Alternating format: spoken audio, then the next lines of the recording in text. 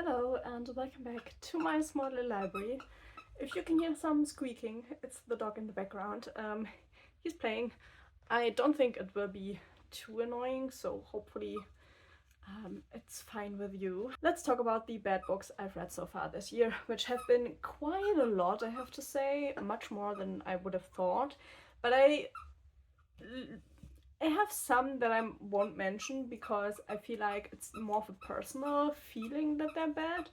But the ones I want to talk about are just, I feel like, more of like objectively on the more bad side of books you can find out there.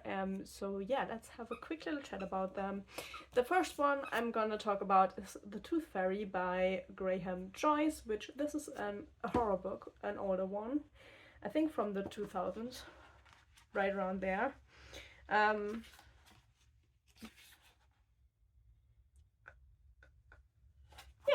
1969. So the book is like 2 years younger than me. This is a signed copy. I got it secondhand. It is still in really good condition, and it's fucking bad. The book is so over sexualized. It's pretty much like a horror retelling of the Tooth Fairy, but that the Tooth Fairy is kind of just an imagination of a child with anger issues. And hypersexualization of pretty much every child in the story. At the beginning of the story, the child is like 5 years old or something like that, and then it's a little bit of a coming of age story. We end somewhere around the late teen years, and there's a lot of horrible stuff happening in the story. The Tooth Fairy is like kind of like a really ugly goblin-esque person, but it can shapeshift into like, you know, a sexy woman with big breasts, something like that. And yeah, it's just a really disturbing book, and I don't think it's like written in any way that it's like a good read, you know.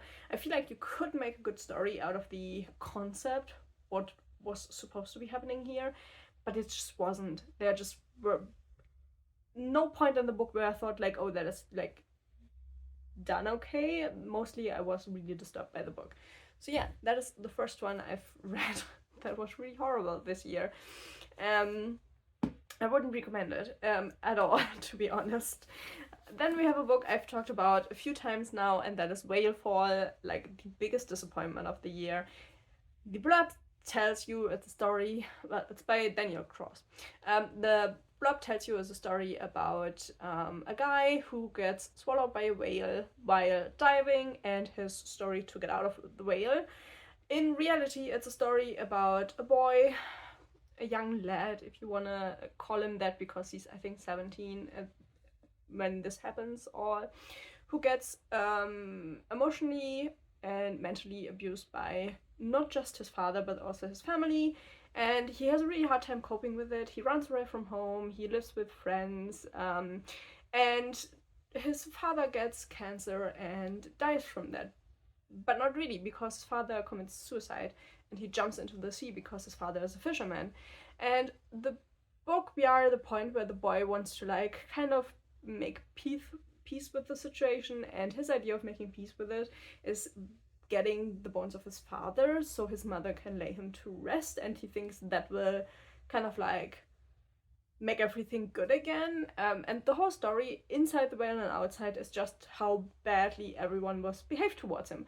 Within and of itself isn't like a horrible story, you know? It's just not what the book promised me to be. It promised to be somebody escaping a whale. Instead, we get a book about the abuse of a teenager and everybody in his life feigning him. And coincidentally, he gets swallowed by a whale, and it's like a really like small part of the book, him getting out of that, and it's not even that impressive in the end, if I'm gonna be honest, because I thought it was a horror book, you know, but just isn't. So yeah, technically it's not a bad book, but it promised me something it didn't hold up to, and that made it a bad book. Then we have a thriller by Joy Fielding called Still Life. This was the most boring thriller I have ever read in my life, I have to be honest. It is about a woman who has an accident and she gets run over by a car, and then she is in a coma, but she is in like a, oh, what is the name in English? she's like the coma where she can hear everything that happens around her, but she is in a coma, so she can't communicate with the people. And yeah, pretty much the whole book plays out in one room, and people like come to her and then talk about things, thinking she lies in a coma, and then she like finds out what all was happening in her life with her partner and friends and all of that, and it's just really horrible. The problem is, I found the story to be so boring because it's only in one room, and then the characters also were like all really like annoying, and you didn't really like feel anything towards any characters. At least I didn't, and so that made the book like really boring. And also, it's really predictable. You know, the story is what you think it is. It's your typical TV thriller plot, pretty much. And yeah, that was really disappointing, to be honest. Then we had the worst book when it comes to LGBTQ plus whatever the right acronym is at the moment. To be honest, I have a hard time keeping up with that, but insert the right word here for your sake. But yeah, it's We All Fall Down by Rose Zabo, and it is a book about queer people, pretty much. It's at the same time a retelling of a few fairy tales under the umbrella of like one fairy tale-esque world, pretty much. It's one city that is like the fairy tale world, and then you have the normal world around that, and we have like a maiden and a knight and the king and all of those people, and the concept isn't like horrible, but the problem is that everyone is over sexualized. It's really weird, and then I felt like it feels so exploitative. The book, I have to be honest, it feels really exploitative. Um, our main character, which we get the most from, is the maiden. The maiden, I interpreted it as supposed to be transgender, but the thing is, she goes mostly by she, at least in the beginning of the book. She comes to this city because she gets kind of cold there because a friend sent her like an invite, and she runs away from home because nobody accepts her. And she gets there, and the thing is, she has magic, but the magic just makes her more like female or male. She just shifts pretty much in her appearance. Everybody finds her attractive, either as a male or as a female. It doesn't matter their sexuality. It was kind of like a weird aspect from the beginning. But then her magic turns out to be like just like satisfying everyone in like a sexual way. It is really weird. There's a really like small chapter that just glosses over the fact that that is what she's supposed to do as the maiden of the story, to bring the magic back. It is so weird. It was so inappropriate, the whole thing. Yeah, everybody just over sexualizes everyone. The people are all horrible in the story. There's nobody like, yeah, the maiden is just really naive, not really horrible, but everybody else is kind of horrible to everyone. um I don't get it. I didn't get it. It felt like a try to portray this like bring like gender and all of that that comes with that, and like queerness into a novel and make it something cool. I feel like that was the goal, kind of.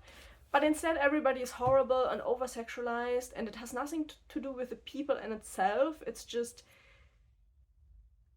yeah, it's so weird. Like, everybody's like speculating, like, oh, you're their partner, you're their partner. You know, nobody in real life will see you with a new friend and be like, oh, is that your new partner?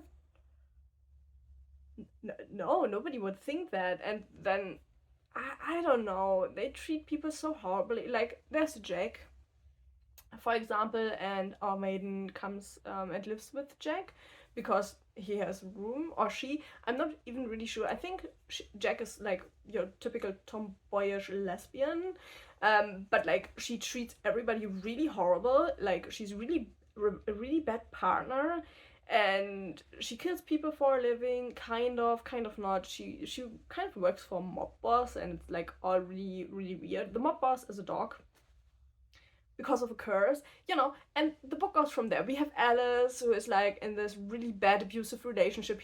She doesn't she can't really escape from, even though everybody like offers her help, but she doesn't want to, kind of. It's really weird. It is really, really bad. I wouldn't go near it.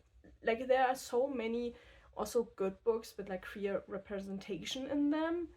And then you get books like that where I'm like, oh my god, why did you write the book? Please don't. Yeah, then we come to the next book, which I was really disappointed about because this book has a really, really good point at the beginning and then it just gets bad from there. And that is Portrait of a Thief by Grace D. Lee. And this book is about a group of university students, all of them Chinese American, and they get roped into robbing museums from Chinese artifacts that were pretty much stolen and are now displayed in American and European museums, which is a really, really important and bad topic. You know, it's a horrible thing that stuff like that is still happening actually in real life at the moment, that we have artifacts who were stolen at one point in time and they haven't been given back, you know, until now. There's like a lot of like movement in that direction to like give things back and stuff, but it's, you know, it's slow. We all know how it is in the current climate of our politics. But this book is supposed to be a heist novel. First of all, it came in a fantasy book box. It is not fantasy, it is a contemporary heist novel. There's really little heist in here. Each character is a stereotype of how somebody behaves who grew up with two cultures. You know, we have the stereotype of like, they only like China, they only like America. Then we have the ones who like really like benefited from growing up in America, and then we have the ones who really hated growing up. You know, each of these is one character in a stereotype, and they behave like that. They have no other characteristics pretty much in the book. And then there are the relationships that come out of nowhere that are so weird. Like, there's no indication for these relationships, and then they're just together, which is incredibly weird. And yeah, it's a bad heist novel because there's really no heist in there. And then the ending is really, really bad, and really disappointing because in the end there isn't like a great big like movement, or you know, it's just, in the end it's just, oh, it's like it's just always been, you know, everything in the book was kind of a waste. So that was really, really disappointing. Then we have another horror book, which is called Since You've Been Gone, and I chosen this one not because it's like the worst book out there writing style wise, but it's because of the behavior of the characters. And Since You've Been Gone, our main character, who's called Rebecca, she has clairvoyancy pretty much. When somebody gets kidnapped, like a child or something like that, she gets visions of what the child sees, and she helps pretty much solve crime cases. Like, not only children, also adults, you know. But she helps solve crime cases until her little brother gets taken away and killed, and she cannot see anything when it comes to her little brother's kidnapping. And people are like kind of mad about that, which is like, I don't know, she was a child herself. It's really weird. And so she moves away because she can't handle it, obviously, and she tries to forget about her clairvoyancy. But she comes back because an aunt of hers gets cancer, and on her way back she crashes her car because she gets a vision about the son of a friend of hers, or her cousin, one of the other, gets kidnapped. And she gets a vision and it all goes wrong from there. But which is like a good concept of the story. The problem is everybody continues to just live their life. Like, there's a child that got kidnapped and they are like, oh, just sleep in, you know, we don't need to have a search thing. Like, we have like this empty building where, you know, the search party can be and stuff. But is there a search party? I don't know. Because, you know, she comes in and she's like, I want to help, and everybody's like, no, go lay down, and you can sleep in tomorrow, you know, we aren't in a rush. And you're like, what? And then they celebrate birthdays and they just live life normally, just continue with life, even though the child is missing. It's really weird. It's incredibly unrealistic and bad. It's just, I don't know, I didn't get it. It was not for me, to be honest. And then for the last contender of this vlog, we have a series, which is the Maze Runner series. I finally read it completely, all 3 books. I know there's a 4th one, which is technically 0.5, you know, technically it's the prequel to these. I won't read that, you know. This series is, in my opinion, especially bad because the author, I feel like, which is James Dashner, I kind of feel like he wanted to write a story about plot twists, and he took that too literal. Because, first of all, our main character spends a lot of the time in the books being knocked out, which is kind of like, why is he knocked out all of the time? And then the books are revolving around finding a cure for this bad virus that destroys humanity. And pretty much how they get the cure is to put teenagers and children in bad situations and see what they do, and then their brain activity helps them find a cure for the virus, because the virus destroys your brain. But the thing is, everything in this book is always like plot twist, plot twist, plot twist. Like every 20 pages we have like plot twist, and you stop caring about the plot twist because you start to notice like they don't matter at all in the book, like at all. It doesn't matter. And so yeah, it gets really boring after a while, and it goes through all of 3 books. Like all 3 books are the same. The setting is slightly different, and yeah, in the last book, you know, it kind of gets pulled together, and then in the end comes like the biggest plot twist, and it's like, you know, it was kind of obvious the biggest plot twist because all of the other ones didn't matter, but it was so annoying to read because obviously you don't care anymore up to a point, because you know there are a lot of teenagers dying. It's pretty obvious from the beginning which of the teenagers will make it through the last book and who doesn't, you know.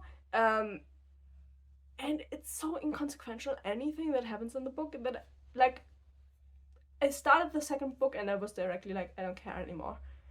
It's just it doesn't matter whatever happens, you know. And then we have like a really weird teenager relationship between our main character and an adult woman. I'm pretty sure she's an adult. She's written as an adult. She reads as an adult.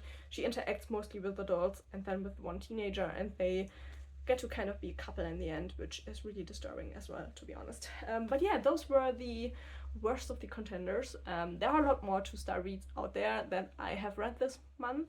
But yeah, the other ones are pretty much more like, in my opinion, not interesting to me and stuff like that. But these ones I feel like have like really like good reasons why I think they aren't good books, and I think you shouldn't read them, except for if you're interested in reading the clusterfucks that happen in them. So yeah, if you want to find out how bad these really are, do pick them up. I just wouldn't recommend it. It's not good reading. It is not a lot of fun. So yeah. But yeah, I kind of, you know, wanted to rant a little bit today, so thank you for letting that out. And yeah, I hope you enjoyed this kind of video, and hopefully I will see you in the next one. Bye bye, and thank you for watching.